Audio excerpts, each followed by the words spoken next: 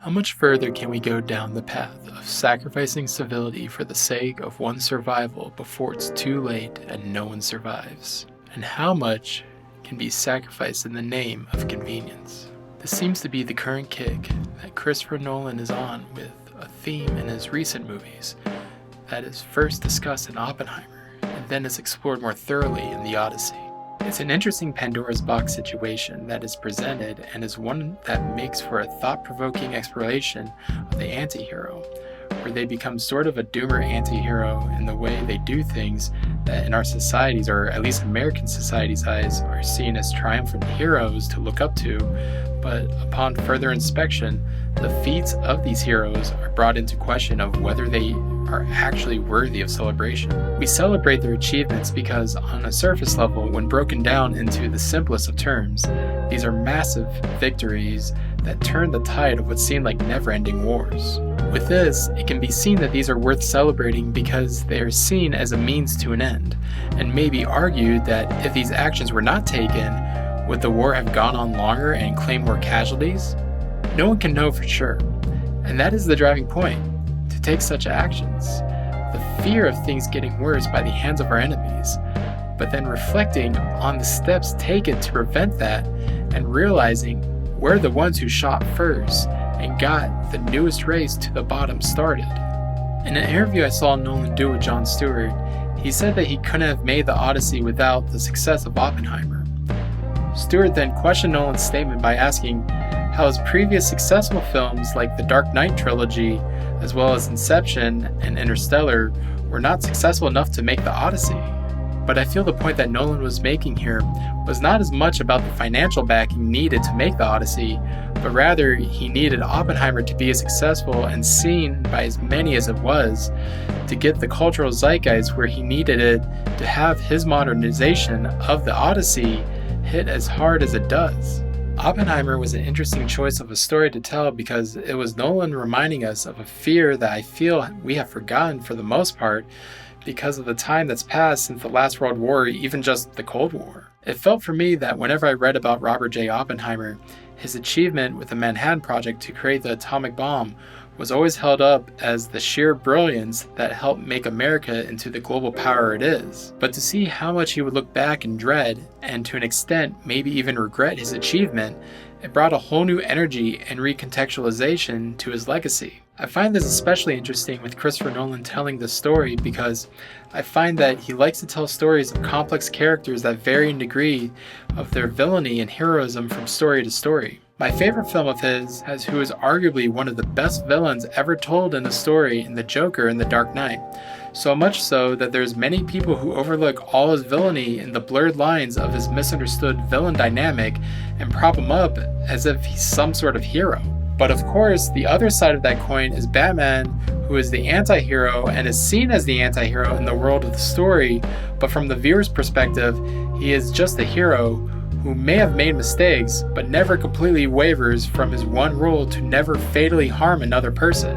I bring this up because Oppenheimer and Odysseus exist on the other side of another coin from Batman.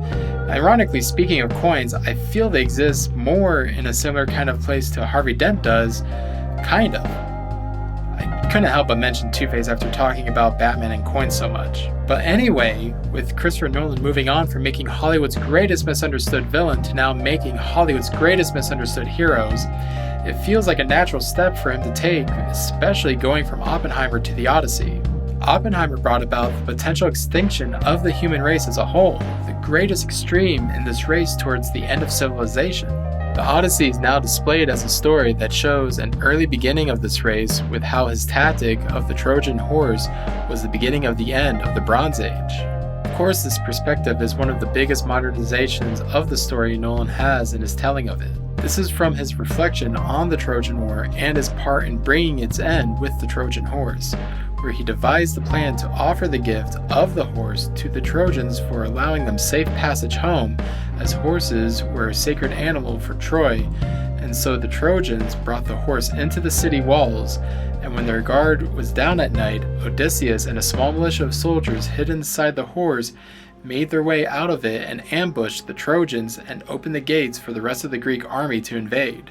Now, when I learned about this story in school, it was taught in a similar vibe to the story of Oppenheimer inventing the atom bomb as a smart feat of a brilliant hero who brought it about to end a great war. Of course, this being a fictional war. In Nolan's adaptation of the Odyssey, he shows Odysseus' struggle with this as a concept that's talked about a lot in the story as an offense to Zeus's law, that being one of hospitality between a host and guest, which is stated out of fear of whether the stranger is one of the gods in disguise. Now this rule goes for both hosts and guests, and with Odysseus seeing their deception of being led in the city walls as being the ultimate violation of Zeus's law, he has a reaction similar to that of Oppenheimer with making the A-bomb and seeing it as the destruction of civilization. With Odysseus, it's implied that this led to the literal downfall of the Bronze Age. With this, the Odyssey is then framed as a punishment that Odysseus must endure from the gods for his crimes in the Trojan War, similar to that of Oppenheimer punishing himself with the hearing for the authorization renewal of his government credentials. Granted, the Odyssey is a fictional story, there is still debate on whether there are real events that it is based off of. When watching the film, I couldn't help but think of more things I learned in history classes that could apply to this logic, one of the biggest ones being guerrilla warfare. This is when an army that is usually localized to said war zone ambushes with coordinated attacks against the other side, as opposed to both armies squaring off with each other in the designated war zone. This has been used for thousands of years, but I remember it most prominently being talked about in the American Revolution, where colonists used it to fight the British. In the history classes, this was taught as a brilliant tactic of the Continental Army to fight off their oppressors. But the criticisms of this have been the argument that it actually causes more civilian casualties and prolongs the war, as it usually takes place in populated areas. Guerrilla warfare is generally seen as a dishonorable way of fighting a war. And in the end, this is what the Odyssey's main question posed in its thesis. How far should one person or society let their honor become lost in the name of survival? Now, in the original story, honor was always a major theme, as the arc of the story is about Odysseus learning to value honor and doing what's just versus seeking personal glory. But in Nolan's adaptation, it feels the use of honor as a theme is what he does to modernize the story the most, as it's only been a thing recently in our society where the means to an end are questioned more, especially in times of war. And so, this is one of the biggest things that makes this adaptation more of a work of Christopher Nolan's, as this seems to be a theme in his films of questioning if the ends really justify a means that crosses the line drawn for the civilized society he's portraying. Some examples of this in his older films includes the surveillance of all the cell phones in Gotham so Batman can find the Joker in The Dark Knight, planting an idea in someone's mind that will change their perspective of reality to help them escape a dream state, telling a known lie to motivate people to work towards a solution to escape their dying planet, or even as far back as his first film, where he shows a person who steals only parts of people's possessions to teach them the lesson to not take for granted what they have. Granted, I feel this execution of this concept in following to be more pretentious, but he has certainly perfected his craft with incorporating this theme in his storytelling sense. Another thing Nolan had perfected for the Odyssey was his use of IMAX, that being shooting the entire film in IMAX 70mm, making it a cohesive visual experience when watching in theaters. I say this was more cohesive in the visual experience because one thing I noticed when watching previous films of his in IMAX was the changes in the aspect ratio, especially on the theater screen going between scenes shot in IMAX and not. Of course, the scenes shot in IMAX definitely had a better visual aesthetic, as he always chooses the best scenes for that format, especially with the establishing shots. But to see an entire movie only in IMAX format made it even easier to get lost in the film. I walked out of this film thinking, this actually feels more like a traditional theater-going experience. I know the limitation with not shooting previous films entirely in IMAX was due to the noises made by the IMAX cameras while rolling. And so for the Odyssey, they had a custom rig for the IMAX camera to reduce the noise so they can have an easier time recording dialogue and on-set sound. But one of the things that I noticed that I really liked was how a lot of the dialogue sounded like it was from an older movie, like they used older sound recording and mixing equipment. I tried looking up to see if I could find information on this, but I couldn't find anything actually confirmed on this, so it makes me wonder if they used a filter on the sound to take out what little noise that may have still been picked up from the IMAX camera, and took advantage of how it was sounding to have it contribute to the vibe of the film to sound and feel like a classic epic like Spartacus. But I would be interested in learning if it was a filter used or if he actually used older sound equipment for that classic film sound. And speaking of sound, I can't praise the music enough. From the choice to use historically accurate instruments for the time period of ancient Greece, to the perfect timing in using modern synths to build the underworld themes of Hades, to the simplistic brilliance of the main theme for Odysseus that works as a motif for most of the film soundtrack. This is one of the best soundtracks in any Christopher Nolan film, which he already has some heavy hitters with film soundtracks under his belt, so this puts it high on my list of greatest film soundtracks ever. You can hear the Odysseus theme right now as the song I remixed for this video. That theme is definitely a classic, standing with other greats from Nolan's works like I was saying, like the cornfield chase from Interstellar and Time from Inception. Another touch I enjoyed in my experience with seeing this movie was how it seemed like Nolan must have paid off the theaters to not display ads or previews before the film, with the only exception being the 4-minute clip of Dune Part 3 that was also in 70mm IMAX. I feel going into this movie with nothing but silence helps get into the mindset for it, instead of the brain melt that I personally feel from seeing all the cringe ads before movie previews. Even when it comes to the previews, it can be distracting, but having the one clip of Dune Part 3 works, as it was a battle scene that was shown which worked for setting the tone for the Odyssey, that explores the depths of philosophical questions brought about from war. Of course, I'm sure plenty of people were just on their phones anyways before the movie, so to each their own. Of course, in seeing this again with family in a standard theater the next week, we were met with the normal experience, but also the trailer for Other Mommy, which was an interesting choice, but this just makes me excited with remembering how much in recent years Nolan has talked about wanting to do a horror movie. But anyways, to go more into the second viewing of the Odyssey, I saw it with my brother, who is a huge fan of the original story, and to get his perspective was interesting. He enjoyed the movie in general, but didn't seem to have the same appreciation for Nolan's adaptation as I did. He made the point of how the original story was not about learning the lesson of remembering history in order to avoid repeating it, but rather learning from the folly of hubris. I'd say to an extent you could find the original lesson in the film, but it definitely is not front and center like it is in the original story. Personally, I feel the lesson about repeating history is more relevant today, and that's what I feel makes this retelling of the classic story so impactful. Granted, hubris is a big part of what's got us to where we are today, so it's not to say a story about learning from that wouldn't have any impact, but I feel for where we are in society today, seeing a story that focuses on what is lost, but also how everything will be rebuilt in the ashes, is actually a really optimistic take for where things are currently. The first time I saw this film, I felt despair and depression in thinking of where we are now, and wondering how much further can we go before there is nothing to rebuild in the ashes.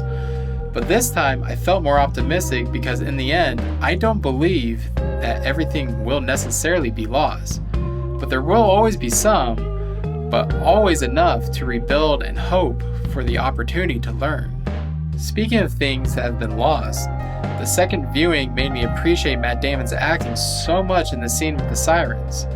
This scene puts so much weight on Matt Damon as we are in the shoes or sandals of the crew, with being deafened to the actual sound of the sirens and to see the nuance and the range of emotions. It makes you question the more you see. At face value, it feels like agony and suffering, but then once you see the crew member take the wax out of his ears and leaps from the ship to go to the sirens, it makes you wonder if it's actually some extreme form of pleasure, and the agony is in Odysseus not being able to go to them like the crew may. But then he describes what he heard, and it's absolutely heartbreaking. But I will go over that later. I feel this is one of the most memorable classic Christopher Nolan scenes in the film. Similar to that of Coop seeing the videos from his kids after losing time on Miller's planet, and pretty much every scene with the Joker in The Dark Knight. With the mentioned stellar acting performances, I feel the Odyssey has the most in one film with a phenomenal lineup of performers. So much of the cast steals the screen in each of their scenes or works well with each other to build a great chemistry to make the story come to life. The latter is especially seen between Matt Damon and John Leguizamo. Himesh Patel also does a great job at elevating the scenes on the journey as he works as a perfect unifying face for the crew that's with Odysseus. Anne Hathaway hits some of the absolute biggest emotional highs in the film with her journey of how well she makes Penelope the most sympathetic character in the film.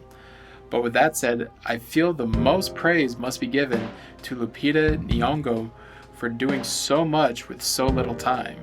She is barely more than a cameo as she gets not even 5 minutes in the 3-hour movie, but her presence is so commanding as Helen and her twin sister, and I found myself very sympathetic to her, which is amazing given the littlest amount of time she has to garner that sympathy. But at the same time, I also find it funny how much talk I've seen online about how scary she is in her last scene with Agamemnon, and I just think, well, of course, her performance was like the scariest part of Jordan Peele's film, Us. So it's interesting to see that vibe from her, but in a very different way.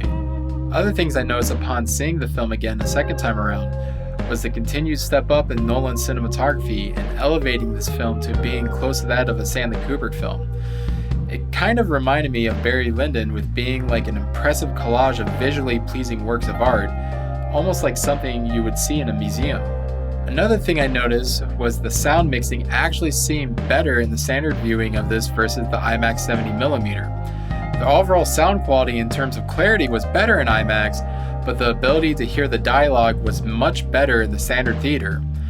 Of course, one doubt I have in this may be that it felt easier since it was my second time seeing the film, but there were times in the action sequences that I definitely felt were easier to hear.